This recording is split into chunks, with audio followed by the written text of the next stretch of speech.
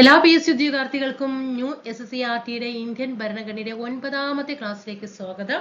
ഇന്ന് നമ്മൾ എടുക്കുന്ന ലെസൺ ഇന്ത്യൻ ഭരണഘടന അവകാശങ്ങളും കർത്തവ്യങ്ങളും എന്ന ലെസൺ ആണ്. ഇതോടുകൂടി നമ്മുടെ ഇന്നത്തെ ക്ലാസ്സോട് കൂടിയിട്ട് ഇന്ത്യൻ ഭരണഘടന എന്ന ഭാഗത്ത് നിന്നും പ്രിലിംസിൽ 10 മാർക്ക്, മെയിൻസിൽ 5 മാർക്ക് അല്ലേ, ഇങ്ങനെയാണ്. അപ്പൊ നിങ്ങൾക്ക് ഈ മാർക്ക് ഫുള്ളും കൈ കിട്ടണമെന്നുണ്ടെങ്കിൽ ആദ്യം ഈ ഫുൾ ക്ലാസ്സുകള് വ്യക്തമായ രീതിയിൽ, കാരണം സ്റ്റേറ്റ്മെന്റ് ക്വസ്റ്റ്യൻ അടക്കം വന്നാൽ എങ്ങനെ നേരിടാം എന്ന രീതിയിലാണ് സ്റ്റേറ്റ്മെന്റ് ക്വസ്റ്റ്യൻസ് ഒക്കെ തന്നിരിക്കുന്നത്. ഈ ലെസൺ എല്ലാം പഠിച്ചു കഴിഞ്ഞാൽ ഭരണഘടനയുടെ മാർക്ക് നിങ്ങളുടെ കൈകളിൽ സുരക്ഷിതമായിരിക്കും.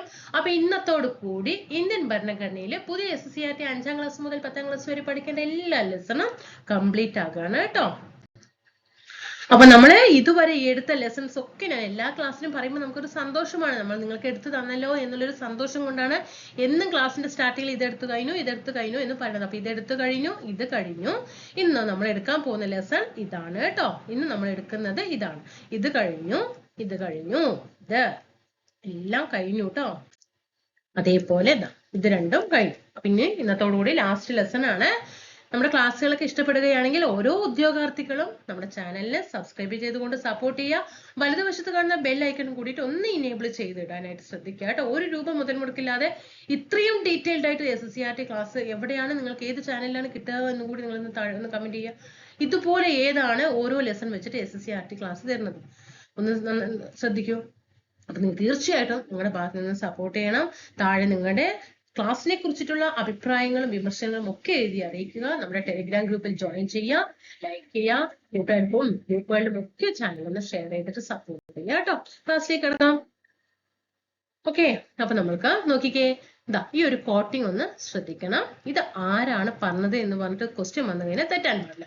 സമത്വത്തിന്റെ അഭാവത്തിൽ സ്വാതന്ത്ര്യം അനേകരുടെ മേൽ ചുരുക്കം ചിലരുടെ ആധിപത്യം സൃഷ്ടിക്കും. സ്വാതന്ത്ര്യത്തിന്റെ അഭാവത്തിലുള്ള സമത്വം വ്യക്തി മുന്നേറ്റങ്ങൾ ഹനിക്കും. സാഹോദര്യത്തിന്റെ അഭാവത്തിൽ സമത്വത്തിനും സ്വാതന്ത്ര്യത്തിനും സ്വാഭാവികത കൈവരിക്കാൻ കഴിയില്ല. ആരുടെ വാക്കുകളാണ്? ഡോക്ടർ BR അംബേദ്കറുടെ വാക്കുകളാണ്. ശ്രദ്ധിക്കണം കേട്ടോ. ഇനി എന്താണ് മൗലിക അവകാശം? എന്താ മൗലിക അവകാശം?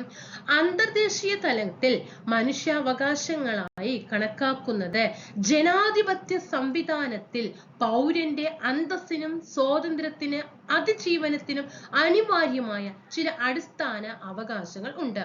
രാഷ്ട്രങ്ങൾ അംഗീകരിച്ച് സംരക്ഷിക്കുകയും നടപ്പിലാക്കുകയും ചെയ്യുന്ന ഒരു അവകാശങ്ങൾ ആണ് മൗലിക അവകാശം എന്ന് പറയുന്നത്. എന്താണ്? മാനവ ചരിത്രത്തിലെ ചില സുപ്രധാന ഏടുകളാണ് മൗലിക അവകാശം എന്ന ആശയത്തിലേക്ക് വഴിതെളിച്ചത്. അപ്പൊ എങ്ങനെയാണ് ഈ ഫണ്ടമെന്റൽ റൈറ്റ് എന്ന ആശയം ഇന്ത്യൻ ഭരണഘടനയിലേക്ക് എത്തിപ്പെടാനുണ്ടായ കാരണങ്ങൾ ഏതൊക്കെ നാൾ വഴികളിലൂടെയാണ് എന്ന് ചോദിച്ചാൽ ഒന്ന് പഠിച്ചോ. 1215 മാഗ്ന കാർട്ട പൗരാവകാശങ്ങളെയും സ്വാതന്ത്ര്യത്തെയും പരാമർശിക്കുന്ന ലോകത്തിലെ ആദ്യത്തെ ഔദ്യോഗിക രേഖയാണ് മാഗ്ന കാർട്ട 1215 എന്ന് പറയുന്നത്. ഒന്ന്. 2. അമേരിക്കൻ അവകാശ പത്രിക 1789 അമേരിക്കൻ അവകാശ പത്രിക. നെക്സ്റ്റ് വൺ എന്താ? 1789 വേറൊരു പ്രത്യേകത, ഫ്രഞ്ച് വിപ്ലവം നടന്ന വർഷം കൂടിയിട്ടാണ് അല്ലേ. അപ്പൊ പഠിച്ചു വെക്കണം. അടുത്തത് നോക്കിക്കേ, ലോകത്തിലെ ആദ്യത്തെ എഴുതപ്പെട്ട ഭരണഘടനയിൽ പരാമർശിച്ചിരിക്കുന്ന അവകാശ രേഖ. അടുത്തത് ഫ്രഞ്ച് തുടർന്നുണ്ടായ മനുഷ്യാവകാശ പ്രഖ്യാപനം, ഫ്രഞ്ച് വിപ്ലവത്തെ തുടർന്നുണ്ടായ മനുഷ്യാവകാശ പ്രഖ്യാപനം 1789 ലോകരാജ്യങ്ങളെ സ്വാധീനിച്ച മനുഷ്യാവകാശങ്ങളെ നിർവചിക്കുന്ന അവകാശ പ്രമാണമാണ്. അതായത് അടുത്തത് ഐക്യരാഷ്ട്ര സംഘടനയുടെ സാർവദേശിക മനുഷ്യാവകാശ പ്രഖ്യാപനം 1948 നടന്നിട്ടുണ്ടായിരുന്നു. എല്ലാ രാജ്യങ്ങളും നടപ്പിലാക്കുന്നതിനായി ഐക്യരാഷ്ട്ര സംഘടന പുറപ്പെടുവിച്ച അവകാശ രേഖയാണ് സാർവത്രിക മനുഷ്യാവകാശ പ്രഖ്യാപനം 1948. മനസ്സിലായോ?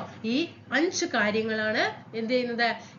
ഇന്ത്യൻ ഭരണഘടനയിൽ എന്നല്ല, മൗലിക അവകാശം എന്നൊരു നിഗമനത്തിലേക്ക് എത്തിപ്പെടാനുണ്ടായ സന്ദർഭങ്ങൾ. നെക്സ്റ്റ് വൺ നോക്ക്, അടുത്ത ക്വസ്റ്റ്യൻ നോക്കിക്കേ. അപ്പൊ നമ്മള് ഇതൊരു കോട്ടിങ് നന്നായിട്ട് പഠിക്കുക, ചോദ്യം വരും. ഇങ്ങനെ ഒരു കോട്ടിങ് വരുമ്പോൾ അവിടെ അംബേദ്കർ ആണ് എന്നുള്ളത് തെറ്റാൻ പാടില്ല. മൗലിക അവകാശം എന്താണെന്ന് പഠിച്ചു. എങ്ങനെയാണ് മൗലിക അവകാശത്തിൽ എത്തിപ്പെട്ട നാൾവഴികൾ എന്തൊക്കെയാണ് എന്ന് പഠിച്ചു. അടുത്ത ഇന്ത്യൻ ഭരണഘടനയിൽ മൗലിക അവകാശങ്ങൾ ഉൾപ്പെടുത്തുന്നതിന് സ്വാധീനിച്ച ഘടകങ്ങൾ എന്തെല്ലാമായിരുന്നു? കോളനി ഭരണകാലത്ത് അനുഭവിച്ച അവകാശ നിഷേധങ്ങൾ, അല്ലെ? നമുക്ക് മുഴുവൻ അവകാശങ്ങളെ നിഷേധിച്ചുകൊണ്ടായിരുന്നു അല്ലെ ബ്രിട്ടൻ കോളനികള് ഭരണം നടത്തിയിട്ടുണ്ടായിരുന്നത്. അപ്പൊ അതൊന്ന്. ലോക സാഹചര്യങ്ങൾ. 2, ഇന്ത്യയിൽ നിലനിന്നിരുന്ന സാമൂഹിക വ്യവസ്ഥയും അവയ്ക്കെതിരെ നവോത്ഥാന സാമൂഹ്യ പരിഷ്കരണ നേതാക്കൾ നടത്തിയ പ്രവർത്തനങ്ങളും ഇതൊക്കെയാണ് എത്തിപ്പെടാനുണ്ടായ കാരണം. അടുത്ത ക്വസ്റ്റ്യൻ, ഇന്ത്യൻ ഭരണഘടനയുടെ ഭാഗം 3 ഉൾപ്പെടുത്തിയിരിക്കുന്ന മൗലിക അവകാശങ്ങൾ ഏതാണ്? ഭാഗം 3 വെരി വെരി ഇമ്പോർട്ടന്റ് പ്രീവിയസ് ചോദ്യങ്ങളാണ്. 6 മൗലിക അവകാശങ്ങളാണ് ഉള്ളത്. 1 സമത്വത്തിനുള്ള അവകാശം, സ്വാതന്ത്ര്യത്തിനുള്ള അവകാശം, ചൂഷണത്തിനെതിരായ അവകാശം, മതസ്വാതന്ത്ര്യത്തിനുള്ള അവകാശം, സാംസ്കാരികവും വിദ്യാഭ്യാസപരമായ അവകാശം, ഭരണഘടനാപരമായ പ്രതിവിധിക്കുള്ള അവകാശം എന്നിവയാണ് 6 മൗലിക അവകാശങ്ങൾ എന്ന് പറയുന്നത്. നെക്സ്റ്റ് വൺ, നമുക്ക് ഓരോന്നായിട്ട് ഇതിൽ പഠിക്കാനുണ്ട്. സമത്വത്തിനുള്ള അവകാശം എന്താണെന്ന് നോക്കണം. നമ്മുടെ രാജ്യത്തെ എല്ലാവർക്കും നിയമത്തിന് മുന്നിൽ തുല്യതയും നിയമ സംരക്ഷണവും ഉറപ്പുവരുത്തുന്ന അവകാശമാണിത്. മതം, വർഗം, ജാതി, ലിംഗം, ജനനസ്ഥലം തുടങ്ങിയവയുടെ അടിസ്ഥാനത്തിൽ യാതൊരു വിവേചനവും ഒന്നും എന്താണ് പാടില്ല. പൊതു ഇടങ്ങളിൽ തുല്യപ്രവേശനം ഉറപ്പുവരുത്തുന്നു. പൊതുജോലികളിലെ അവസര സമത്വം, തൊട്ടുകൂടായ്മ നിരോധനം, സ്ഥാനപ്പേര് നിർത്തലാക്കൽ ഈ അവകാശപ്രകാരം ഉറപ്പുവരുത്തുന്നുണ്ട് കേട്ടോ. അപ്പൊ തൊട്ടുകൂടായ്മ നിരോധനവും അതായത് നമുക്കറിയാം പൊതുമേഖലകളിലൊക്കെ ജോലി ചെയ്യുന്ന സമയത്ത് എന്താണ് അവിടെ അവസര സമത്വം ഉണ്ടാകും അല്ലെ? അതുപോലെ തുല്യപ്രവേശനം ഉറപ്പുവരുത്തുന്നതിനും ഒക്കെ ഈ സമത്വത്തിനുള്ള അവകാശം കൊണ്ട് എന്ത് ചെയ്തിട്ടുണ്ട്? ഗുണം കിട്ടിയിട്ടുണ്ട്. ഇനി എന്താണ് സ്വാതന്ത്ര്യത്തിനുള്ള അവകാശം? ദീർഘകാലം വൈദേശിക ആധിപത്യത്തിന് കീഴിൽ കഴിയേണ്ടി വന്ന ഒരു ജനതയുടെ അഭിലാഷമാണ് സ്വാതന്ത്ര്യത്തിനുള്ള അവകാശം. 19 മുതൽ 22 വരെയുള്ള വകുപ്പുകളാണ് ഇതിനെ കുറിച്ചിട്ട് പ്രതിപാദിക്കുന്നത് കേട്ടോ. 19 to 22 സമത്വത്തിനുള്ള അവകാശം, 14 to 18 സമത്വം, 19 to 22 സ്വാതന്ത്ര്യത്തിനുള്ള അവകാശം. ആർട്ടിക്കിൾ 19 പ്രകാരം പരാമർശിച്ചിട്ടുള്ള സ്വാതന്ത്ര്യങ്ങൾ എന്തൊക്കെയാന്ന് നോക്കാം. ആശയപ്രകടനത്തിനും ആവിഷ്കാരത്തിനും ഉള്ള സ്വാതന്ത്ര്യം, സമ്മേളിക്കുന്ന സ്വാതന്ത്ര്യം, സംഘടനകൾ രൂപീകരിക്കുന്നതിന് സ്വാതന്ത്ര്യം, ഇന്ത്യയിൽ എവിടെയും സ്വതന്ത്രമായി സഞ്ചരിക്കാനുള്ള സ്വാതന്ത്ര്യം, ഇന്ത്യയിൽ എവിടെയും സ്ഥിരമായി താമസിക്കാനുള്ള സ്വാതന്ത്ര്യം, ഇഷ്ടമുള്ള തൊഴിൽ, വ്യവസായം, കച്ചവടം എന്നിവയിൽ ഏർപ്പെടുന്നതിനുള്ള സ്വാതന്ത്ര്യമാണ്. 6 മൗലിക സ്വാതന്ത്ര്യങ്ങളാണ് കേട്ടോ. 1 ആവിഷ്കാരത്തിനുള്ള സ്വാതന്ത്ര്യം, 1 സമ്മേളിക്കാനും മനസ്സിലായോ? സമ്മേളിക്കാനും സ്വാതന്ത്ര്യം, അതുപോലെ സംഘടനകൾ രൂപീകരിക്കാനുള്ള സ്വാതന്ത്ര്യം, പിന്നെ ഇന്ത്യയിൽ എവിടെയും സ്വതന്ത്രമായിട്ട് സഞ്ചരിക്കാനുള്ള സ്വാതന്ത്ര്യം, പിന്നെ ഇന്ത്യയിൽ എവിടെയും സ്ഥിരമായി താമസിക്കാനുള്ള സ്വാതന്ത്ര്യം, പിന്നെ തൊഴിൽ, വ്യവസായം, കച്ചവടം എന്നിവയിൽ ഏർപ്പെടുന്നതിനുള്ള സ്വാതന്ത്ര്യം കേട്ടോ. അപ്പൊ ആവിഷ്കാരത്തിനുള്ള സ്വാതന്ത്ര്യം, ആശയപ്രകടനത്തിനും ആവിഷ്കാരത്തിനുമുള്ള സ്വാതന്ത്ര്യം 1, പിന്നെ സമ്മേളിക്കുന്നതിനുള്ള സ്വാതന്ത്ര്യം 2, സംഘടനകൾ രൂപീകരിക്കുന്നതിനുള്ള സ്വാതന്ത്ര്യം 3, സ്വതന്ത്രമായി സഞ്ചരിക്കാനുള്ള സ്വാതന്ത്ര്യം 4, ഇന്ത്യയിൽ എവിടെയും സ്ഥിരമായി താമസിക്കാനുള്ള സ്വാതന്ത്ര്യം 5, ഇഷ്ടമുള്ള തൊഴിൽ, വ്യവസായം, കച്ചവടം എന്നിവ ഏർപ്പെടുന്നതിനുള്ള സ്വാതന്ത്ര്യം 6 കേട്ടോ. ഇനി ആർട്ടിക്കിൾ 20 മുതൽ 22 വരെ വിദ്യാഭ്യാസ അവകാശം, അതുപോലെ ജീവനും ജീവനും വ്യക്തി സ്വാതന്ത്ര്യത്തിനുമുള്ള അവകാശമുണ്ട് അല്ലെ? ഇതൊക്കെ പ്രതിപാദിക്കുന്ന രീതിയിലാണ് 20 മുതൽ 22 വരെയാണ്. രാജ്യത്തിന്റെ ഐക്യവും അഖണ്ഡതയും പരമാധികാരവും സംരക്ഷിക്കാൻ യുക്തിസഹമായ നിയന്ത്രണങ്ങൾ ഈ സ്വാതന്ത്ര്യത്തിനുമേൽ ഏർപ്പെടുത്താവുന്നതാണ്. ഇനി വിദ്യാഭ്യാസ അവകാശ നിയമം 2009 കുറിച്ചിട്ട് പറയുന്നുണ്ട്. 2002 86 ഭരണഘടനാ ഭേദഗതിയിലൂടെ അനുച്ഛേദം 21 പ്രകാരമാണ് വിദ്യാഭ്യാസ മൗലിക അവകാശമായിട്ട് പ്രഖ്യാപിക്കപ്പെട്ടത്. 2009 വിദ്യാഭ്യാസ അവകാശ നിയമം പാർലമെന്റ് അംഗീകരിച്ചു. പ്രീവിയസ് ചോദ്യമാണ്, എപ്പോഴും ചോദ്യം വരുന്നതാണ് കേട്ടോ. വിദ്യാഭ്യാസ അവകാശ നിയമം പാർലമെന്റ് അംഗീകരിച്ചത് എപ്പോഴെന്ന് ചോദിക്കാറുണ്ട്. 2009. 2010 ഏപ്രിൽ മാസം 1 ഈ ഏപ്രിൽ 1 അടക്കം പഠിച്ചു വെക്കണം കേട്ടോ. 2010 ഏപ്രിൽ മാസം 1-ാം തീയതിയാണ് എന്ത് ചെയ്യുന്നത്? വിദ്യാഭ്യാസ അവകാശ നിയമം നിലവിൽ വരുന്നത്.